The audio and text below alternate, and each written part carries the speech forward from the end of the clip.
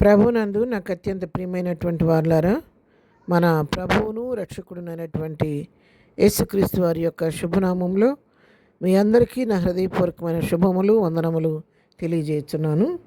ఉదయకాల సమయంలో దేవుని వాక్యాన్ని ధ్యానం చేసుకుందాము. ఈరోజు వాక్య ధ్యానము కొరకు మనం తీసుకున్నటువంటి లేఖన భాగము రోమీలకు రాసిన పత్రిక 8వ అధ్యాయము 28వ వచనం చదువుకుందాం. దేవుని ప్రేమించే వారికి అనగా ఆయన సంకల్పము చొప్పున పిలువబడిన వారికి మేలు కలుగుటకై సమస్తమును సమకూడి జరుగుచున్నవని ఎరుగుదము. మరి ఫుట్నోట్లో మనం చూసినట్లయితే మేలు కలుగుటకై దేవుడు సమస్తమును సమకూర్చి జరిగించుచున్నాడని అర్థం. ఈ వాక్య భాగాన్ని మనం గమనించినట్లయితే ఎవరైతే దేవుని ప్రేమిస్తూ దేవునిపైన ఆధారపడి జీవిస్తూ ఉంటారో వారికి, అంతేకాకుండా దేవుడు తన సంకల్పం చొప్పున కొందరిని తన కొరకు పిలుచుకుంటాడు. తన పని కొరకు వారిని ఏర్పరచుకొని తన పిలిచి వారిని వేరుపరిచి, లోకంలో నుంచి వేరుపరిచి ఒక ప్రత్యేకటువంటి ప్రణాళిక వారి పట్ల కలిగి ఉండి వారికి ఆ పిలుపు తగినటువంటి బహుమానం కొరకు వారిని సిద్ధపరుస్తూ వారి విషయంలో ఎంతో శ్రద్ధ చూపిస్తూ ఉంటాడు.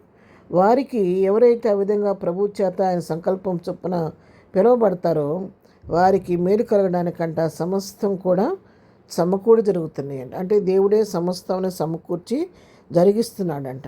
ఎందుకంటే వారు ఆయన బిడలు కాబట్టి, ఆయన ఎన్నుకున్న ప్రజలు కాబట్టి, ఆయన ఏర్పరచుకున్న బిడలు కాబట్టి, ఆయన తన ప్రణాళిక చొప్పున సంకల్పం చొప్పున పిలుచుకున్న వారి కాబట్టి వారి విషయంలో దేవుడు ఆ విధంగా శ్రద్ధ చూపిస్తూ ఉంటాడు.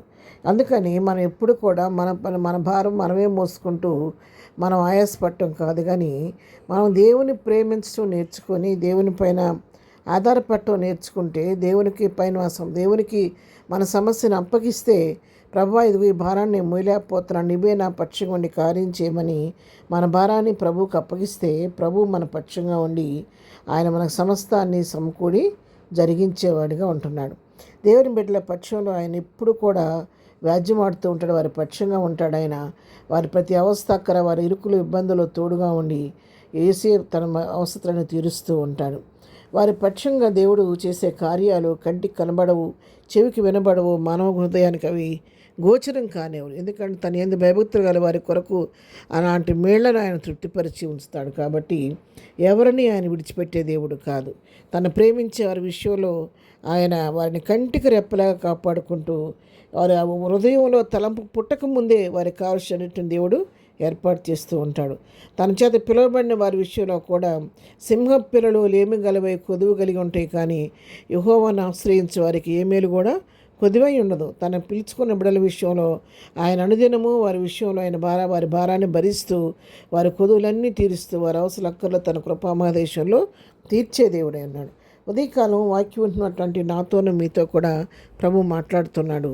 మనకున్నటువంటి కొదువులు కొరతలు ఏవైనా కావచ్చు, మనకున్న సమస్యలు ఏవైనా కావచ్చు, మనం దేవుని చేత ప్రేమించబడుతున్న వారమైతే, లేదా మనము దేవుని ప్రేమించే వారమైతే, దేవుని చేత పిలువబడిన వారమైతే, దేవుని ఏర్పాట్లు ఉన్న వారమైతే మనం ఏమాత్రం కూడా చింతించవలసిన అవసరం లేదు.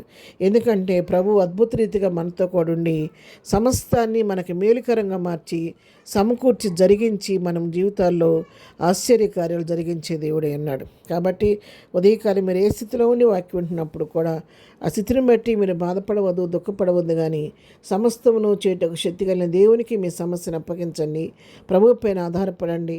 ప్రభువా నాకు అసాధ్యంగా ఇది నీకు సాధ్యమని ప్రభువుకి మీ సమస్యను అప్పగించండి. ప్రభువే మీ పక్షంగా ఉండి అద్భుత కార్యాలు చేసి ఆశ్చర్యకార్యాలు చేసి మీ నోటి నిండా నవ్వు కలుగు చేయబోతున్నాడు. ప్రార్థన. ప్రేమగలిగిన తండ్రి, పరిశుద్ధాన్ని పాదముల కొందనాలు. నిన్ను ప్రేమించే వారికి, నీ సంకల్పం చొప్పున పిలువబడిన వారికి మేలు కలగటానికి సమస్తాన్ని సమకూరు జరిగిస్తున్న దేవుడు అయ్యా.